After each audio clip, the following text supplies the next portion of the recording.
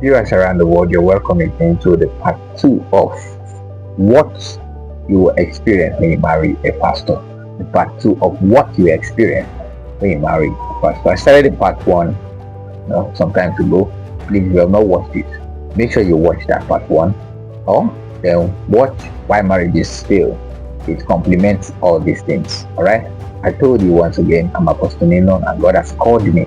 He said to me to build His people into becoming the supernatural Christ, correct their errors, teach relationship. You get now.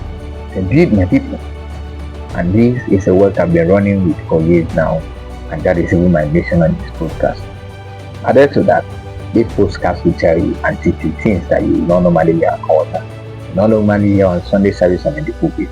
This podcast most times seems to be very, very clean, very, very eye-opening.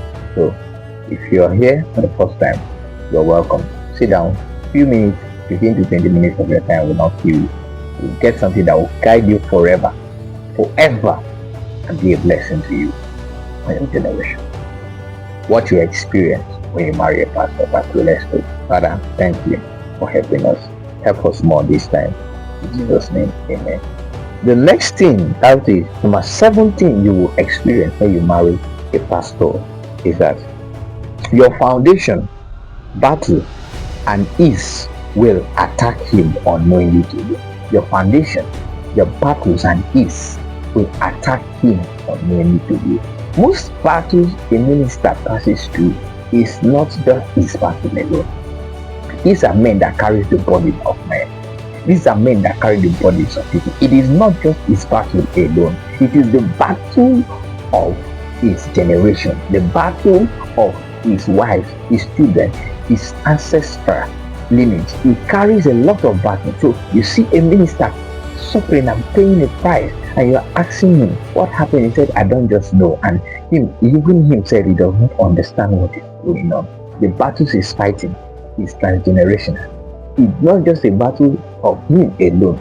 Before you start abusing him, it's because of what you've done in the past. That is why God has forsaken you like this. No. It is not.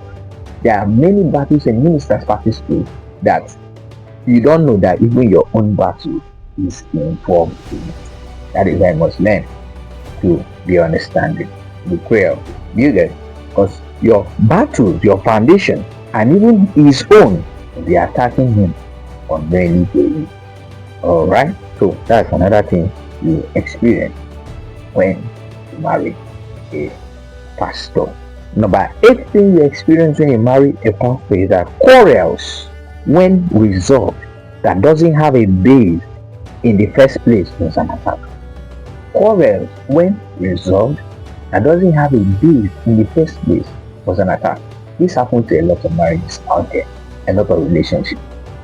After argument, after quarrel, after whatever, blah blah blah, then you now finally resolve your differences. Do you know that most times you begin to think, what really caused this thing, sir? What really caused this thing, sir? What really caused this thing?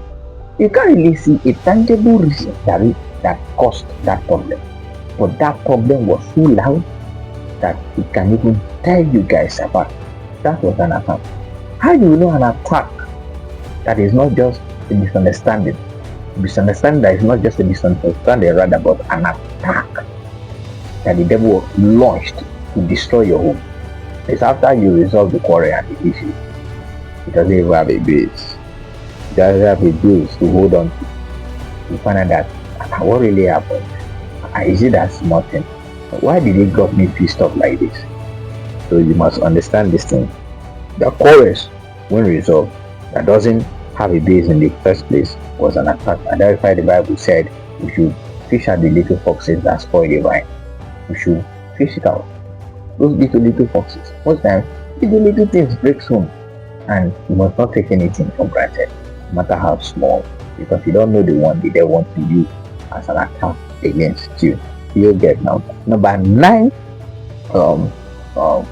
what you experience. Number 9 of what you experience when you marry a pastor is that most times you would think he doesn't love you. Most times you would think he doesn't love you. The disciples, they are with Jesus in the boat, and Jesus was sleeping because there was storm. And the Bible said that the disciples, at a point, went to him and said to him, "Carest not that we die, Master? Carest not that we die?" Most times, you will think that he doesn't love you, and that's our relationship with God is. Most times, you think that God doesn't love you because you're passing through some challenges. You don't know that those challenges are there to build you up, because God will not allow what will kill and destroy you, and what does not kill you will actually make you stronger. So those times, because of you may not have his attention on you always, like what I said in the part one of this teaching, you are lonely, you don't have his attention always, and a lot of things I can't go back into. You may tend to think by the devil's subtle injection can make you to think that he does not love you. No, he loves you. Jesus loves you. Your husband, your wife, they love you. Being around does not really mean love most times. Yes, because someone can be around to kill you. Yes, someone can be around to monitor you and to destroy your destiny. Someone can be around to plan you and then to gradually poison and kill you. So don't judge love most times by 24/7 attention, because I want to shock you. No man that really loves you that will give you 24/7 attention. No man. It's only a lazy man that will be there for you 24/7. Only a lazy person. Only a lazy person that will be there for you 24/7. And as I said earlier, influential men, celebrities, great men of God and women, even in the Bible and now, you can't get their time 24/7. You get. I remember Sam Adeyemi, I said something. I was hearing an interview and he said he scheduled meeting for 6 hours. He waited to see Bishop Oyedepo, and it happened 3 consecutive times, and he could not still really see Bishop Oyedepo. He decided to focus on his mission, his assignment, buy his books and study, and then one day they met in the airport. So that is how life is. Attention may not be there always.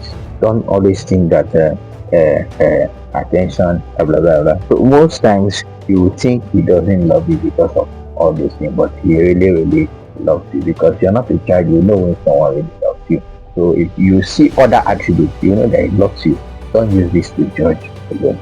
What you experience when you marry a pastor. Number 10 is that you may not eat your food always. Oh, this one is touching.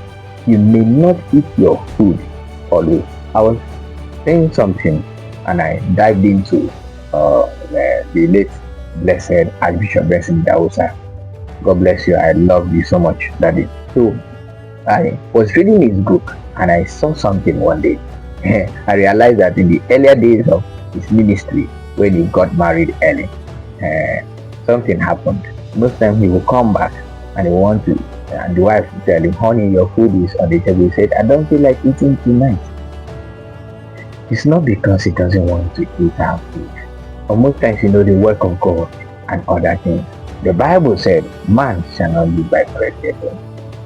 For you not to eat your food, you must understand that it is not out of anger. It is not out of problem. Most times it's out of fasting. And you don't need him to be telling you, "I'm waiting on the Lord." I always. No. There are times he can tell you, there are times he may not tell you. There are times even he himself will not even expect you to wait on God. Haven't you heard of cases that with your prepared food, they're about to wash their hand and the Lord spoke, "Son, go on 3 days." So even him, it took him unaware. How much more you? Do you understand? So anyhow you see the flow most times, go through it. The best I can advise in this is call him, ask him, "Are you waiting on the Lord?" There is partner, he tells you it's not exposing, it's even protection that you're going to give him in that period, so that he can be able to see God's face well, give him the sanity he needs, everything, so that he will concentrate well. So he is not eating your food always does not mean he hates you. It simply means that most times he's on fasting. Do you get now? For man shall not live by bread alone. Number 11 thing you will experience when you marry a pastor, or if you marry a pastor, is that he will have mood swings. Most times he will have mood swing. Most times. Why? Because of what he feels in the spirit or sees in the vision. Listen, You will have mood swing most times, sometimes too, because of what? What he sees in the spirit or what he sees in the vision. A man of God can just be laughing right now, laughing and playing, okay. And in the next 1 minute, you see something like this.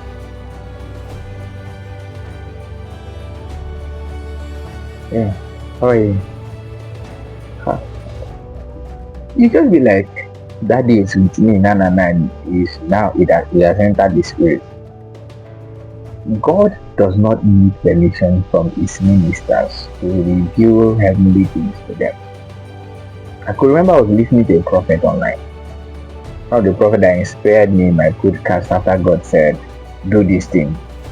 I personally went and watched his clips, watched everything, and started my journey. I was listening to him and he said something. He said, the line and the differences between the spirit realm and the physical realm is like a thread. So if the line between the physical and the spiritual is like a thread, then you can pop into the spirit and also pop into the flesh. So a man of God, my point is that a man of God, a minister, a child of God, does not need to go and pray and fast to be in the spirit. You can be walking on the road and something flash. Have you not experienced it in your journey? You are just going on the road and then mood swing because you're seeing yourself as a man or as a minister, as a woman of God. No, but because at that period you see something. And also in the prophetic, most times, let me teach you one secret. If you are to minister to someone having a running stomach, at that instant your stomach will start being upset, and you know you didn't eat anything that upset your stomach, but God is just giving you the feeling of that person you want to minister to. It happens to a lot of prophets. Do you get now? Giving you that feeling, because the Bible said we have an high priest that feels our infirmity. So that is how it is. The next thing you experience when you marry a pastor is that you will be persecuted for things he didn't do and things he did a lot of times. I will stop with this one. He will be persecuted for things he didn't do and also for things he did a lot of times. But let me advise you, 80 to 90 or even 99% of what you will be persecuted for, you didn't do it.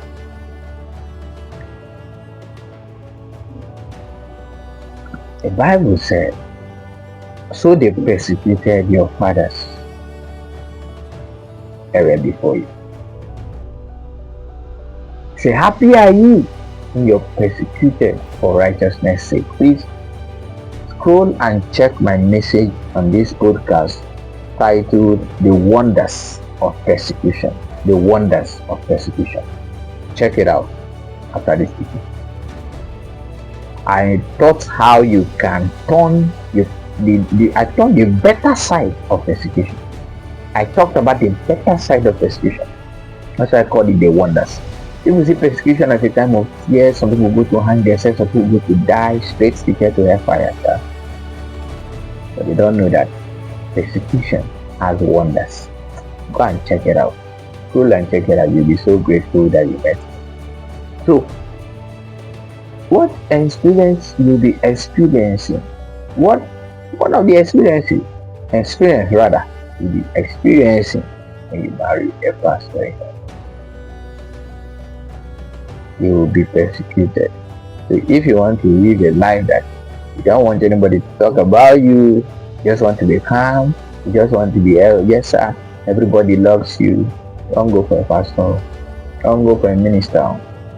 Remember when I started, I said the term pastor simply means in our context, bishop, archbishop, prophet, evangelist, teacher, Both pastor, inclusive, even prophet, apostles too. So when I said what you experience when you marry a pastor, I simply mean what you experience when you marry all these people, all this fold of ministry. I don't just want to be mentioning them one after the other. So there will be persecution. So that is why you have to cut his back and stand for him. It's not a time to reject him and to stand for him, because after every rainfall, there will always and there must always be a sunshine. Are you getting it now? Go and listen to that my teaching. Let me not talk much on this. Now, please, what are you going to do when you have these experiences marrying a pastor?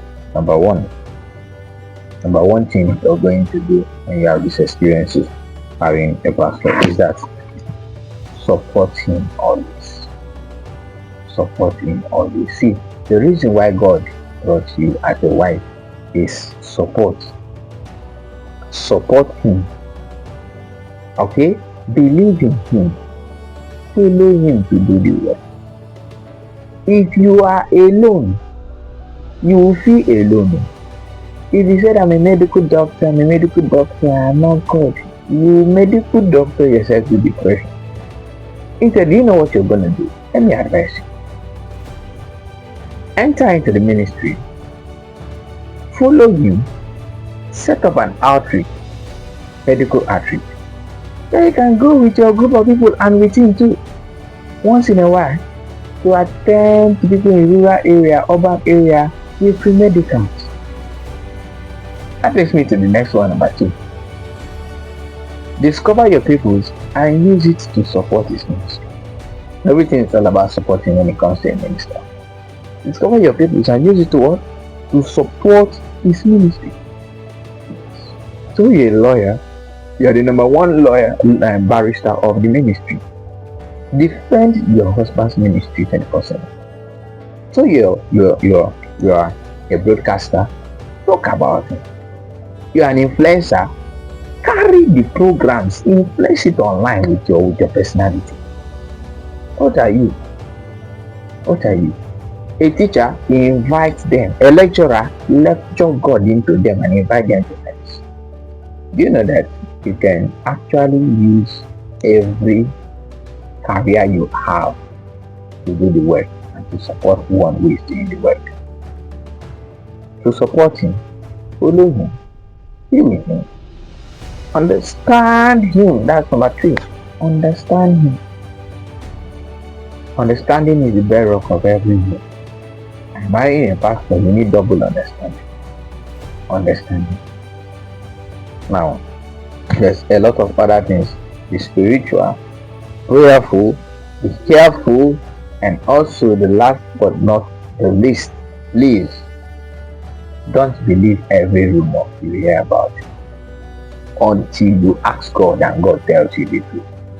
Don't believe every rumor you hear about it, because most times when they want to destroy your home, they will come and tell you this is what he did, or your husband did, your wife did, on a normal setting, give ministers, and then at the end of the day, you have issues in your home without knowing that they are eyeing to come into that home and take over your position. You must be wise. Remember, you're in the midst of war. You must be wise as a harmless and spirit. And lastly, the Bible said in this scripture, wise women lead their house, but the foolish flock it with their fingers. Wise women lead their house, but the foolish flock it with their fingers. On a normal marriage, God can ask Adam what happened. But when he comes to you marrying a minister, most times it is you God will come and ask what happened. Wise women lead their house. But either of the way, support your hope. Whether you're a man, support your hope. Whether you're a woman. I want to stop it. Thanks for listening. Like, share, subscribe, share this to somebody that needs it. And you'll be grateful that you met me today. See you in my next podcast. I still remain your one and only Apostle Indra.